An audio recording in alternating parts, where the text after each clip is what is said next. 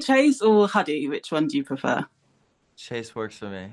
Chase. Okay, perfect. You and Sarah on screen, the chemistry is amazing, but you come from like very different backgrounds. Obviously, you're TikTok, and she's well into the acting game, particularly high school. She's on so much of that. Was there Right. a bit of nerves there? Like, did you go to her for advice on getting used to the film set? Honestly, a little bit of nerves, yes, because being able to play with somebody that has um like 20 years of acting experience Literally. is something that is a little bit nerve-wracking, but at the same time is one of those moments where it's like, okay, but if I get nervous or if I need help, I know I can rely on her and ask her questions if I do need it. But it's cool. It's also a challenge because you have to step up to the plate and really try and nail it because she's, that good. You're joining like a growing list of TikTokers who are moving into the film world. And I was wondering, is that something you've always wanted to do? Or were you looking at people like Addison Rae and Noah and thinking, oh, that seems cool? It has to be something that's coming from within you, not just because you see other people doing it or your team's trying to influence or encourage you to do it.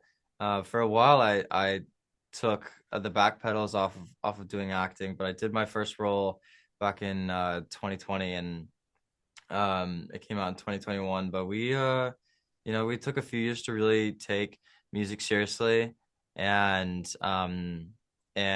this kind of happened naturally last year. I started doing a lot of auditions, and I was starting to work with a new agency, and after a little while, we this offer came to our table, and we were like, this sounds like this could be it.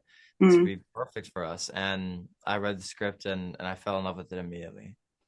It's funny you mention your music because every classic rom com like has the main character, the bad guy, who's got like a secret hobby. And I just thought immediately you'd be like really good at music in a film. I never tried to influence them to let it be anything else. The script was already the script, and um, I loved the idea of him being a drawer, but also like someone that's in the art space at all.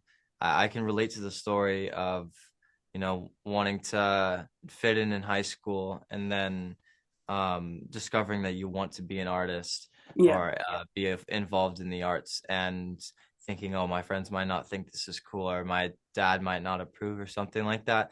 Kind of having all of those flowing thoughts through your mind was something that he had to think about as well as I. Yeah, that makes sense. It's funny because as I was watching, I was thinking like this seems like it would have been you in high school, but I would have known what you were like. Minus the Yeah, nasty streak. So like obviously you wouldn't call anyone a maxi pad, I like to think. But you never know. You never know. yeah, But yeah. Minus that. what were the similarities and like differences would you say between yourself and the character? I think the like in moments the kind of carelessness, like fun, like I think the banter with the friends, I really love to just just mess around with my friends and have fun and not take things too seriously. I really related to that a lot with this character.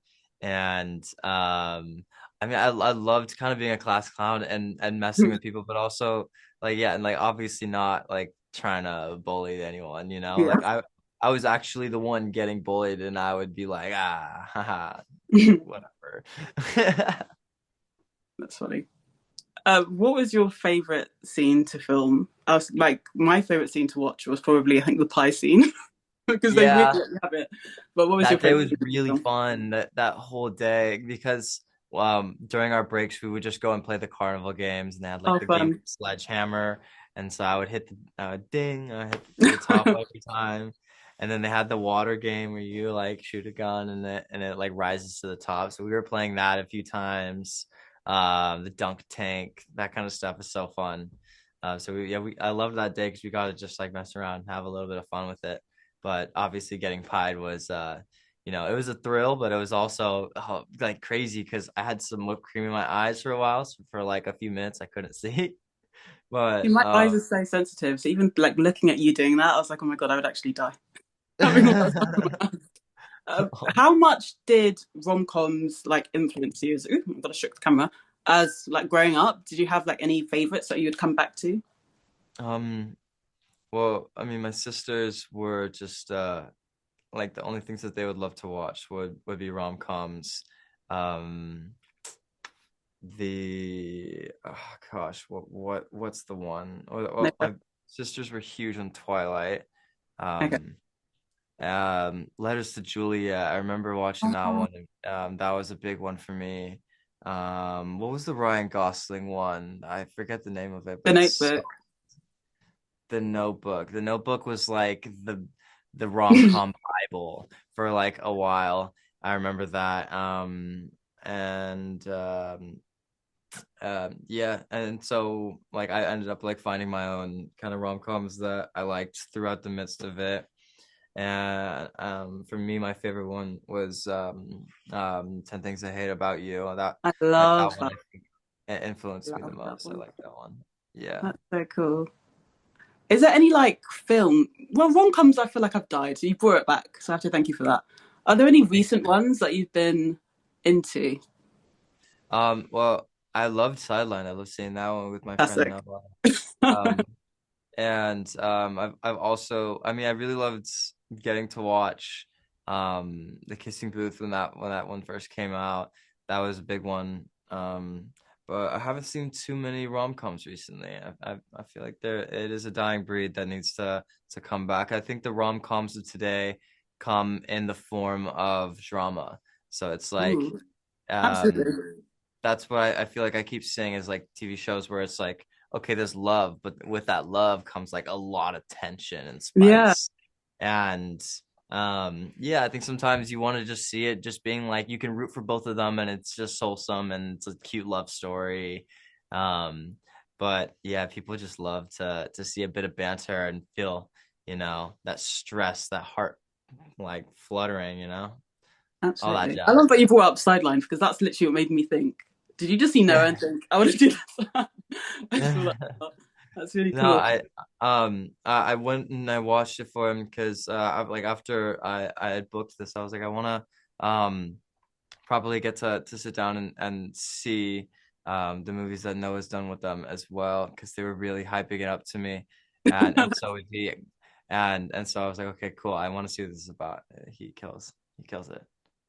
One thing I love about this film is that, respectfully, both of your characters are like mean. Like in traditional rom coms, you've got like, the bad guy and then the nice girl, but you guys both kind of suck. Like, Really? yeah, because you did the bullying thing. I thought you were like a victim who got like sucked into it, but you were like actively bullying her. And then she doesn't really care about anyone but like herself at the beginning. So Yeah. like when you were like reading the script or acting it out, did you just think were you ever thinking that this is kind of like different to what I've seen before? Or was it just me who's like, wait, this is weird? Um, No, I think there was I mean, there's like he had like little bits and moments of banter, but I never felt like he was like really pushing it and like trying to like ruin her life, like kind of vibe. Like I think that there's like a fine line, and obviously we rode like the Max train for a little too long, and there was that apology for it midway Yeah, through the movie. I think he had to come to those like realizations that like, oh, that wasn't cool, and I shouldn't have done that. But I think if you were to minus that, like I don't think he was a mean guy. I think he was just misunderstood. um I don't know, not misunderstood because he was very kind of clear. He's just like I think that he wouldn't understand the weight of what he was doing. I think she was a little bit of a control freak and loved to um uh boss people around, but she was also taking control of what she could have. And I think there's also there's reasons for people and why they are the way they are. Like Yeah, I was able to kind of look past both of these things and see both of them as not assholes from my perspective. I was like there's just there's like little reasons and it's like both of them had to understand, okay, like this is a problem and this is what you shouldn't do. Like the dad was walking her through these things, we're young kids and I think in high school you have nothing figured out. You have a lot of time to figure out how not to be an asshole when you're an adult. And so by the end of the movie, I think that there was I think we came out on top and a lot better of a person. definitely. And it was so funny. It was the bisexual gardeners what coalition or something, and made me actually scream like I threw my laptop. That was funny. Well, that's my time. Thank you so much. Can't wait to see what we Hey, do next. thank you so much. I'm It hoping was a for a pleasure to meet musical, you. but that's just me. I love a musical. Yeah, you want me in a musical? Yeah, can you do that for me? Would you? Absolutely. Let's bring Les Mis back. Yes, and make it comedy. I don't know about comedy. Yeah, It's pretty just trying to sad. push the rom-com agenda. But